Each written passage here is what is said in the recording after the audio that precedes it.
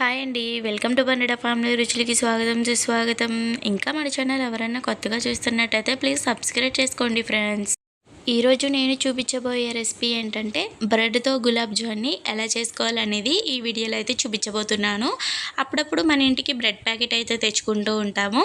అందులో సగం తిన్న లోపలికే మనకి కడుపు నిండిపోతుంది. మిగతా సగం అలా పక్కన పెట్టేస్తాం కదా. వాటితో చక్కగా ఇలా 7-8 బ్రెడ్ పీసెస్ని తీసుకొని సైడ్ పార్ట్స్ని అయితే కట్ చేసేసుకున్నాను. సో మనం ఇంట్లో తెచ్చుకున్నప్పుడు మిగిలిపోయినప్పుడు బ్రెడ్ పీసెస్తో ఈ విధంగా గులాబ్ జామ్ అయితే ట్రై చేయండి, చాలా బాగుంటుంది. ఇప్పుడు బ్రెడ్ పీసెస్ అనేది బౌల్లోకి వేసేసుకొని ఇలా చేతితో మ్యాష్ చేసేసుకోవాలి. మీరు ఇలా చేయలేకపోతే కనుక మిక్సీ జార్లో వేసుకొని కూడా చేసుకోవచ్చు. ఆ తర్వాత కాచి చల్లార్చిన పాలు కొద్దిగా కొద్దిగా వేసుకుంటున్నాను.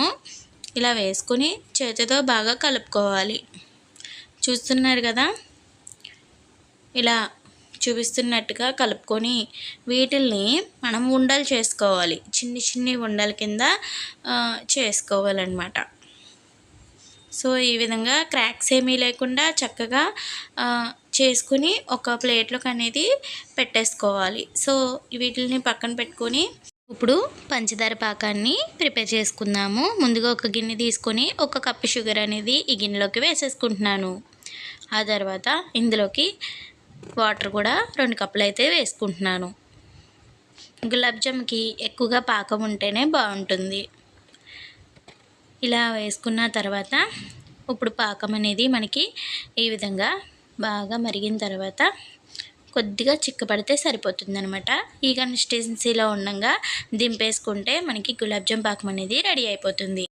పొయ్యి మీద ఆయిల్ పెట్టుకుని ఆయిల్ వీటెక్కిన తర్వాత మనం ఇందాడ ఉండల కింద చేసుకుని పక్కన పెట్టుకున్నాయి 1 బై 1 వేసుకుంటూ ఇలా గోల్డెన్ కలర్ వచ్చేదాకా వేగించుకోవాలి.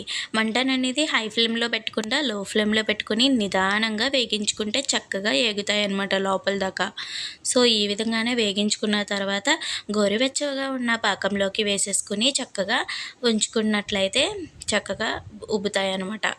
సో ఇలా లేదన్నా 2 గంటలు వదిలేస్తే పాకంలో చక్కగా పీల్చుకుంటాయి. అదేవిధంగా మరొక వాయి వేసుకొని అలాగే కలర్ వచ్చేదాకా ఉంచుకొని ఇలాగా పాకంలోకి వేసేసుకోవాలి.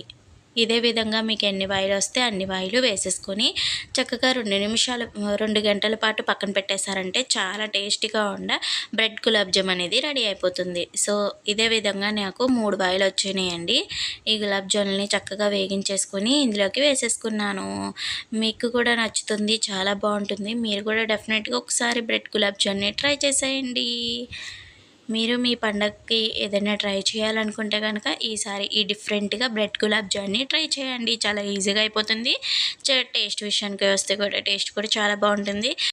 ఈ బ్రెడ్ గులాబ్ జామ్ని మీ ఇంట్లో మీరు కూడా ట్రై చేసి ఎలా వచ్చిందనేది కామెంట్లో కామెంట్ చేయండి friends. Thank you for watching. అలాగే లైక్ చేయండి, షేర్ చేయండి. బాయ్.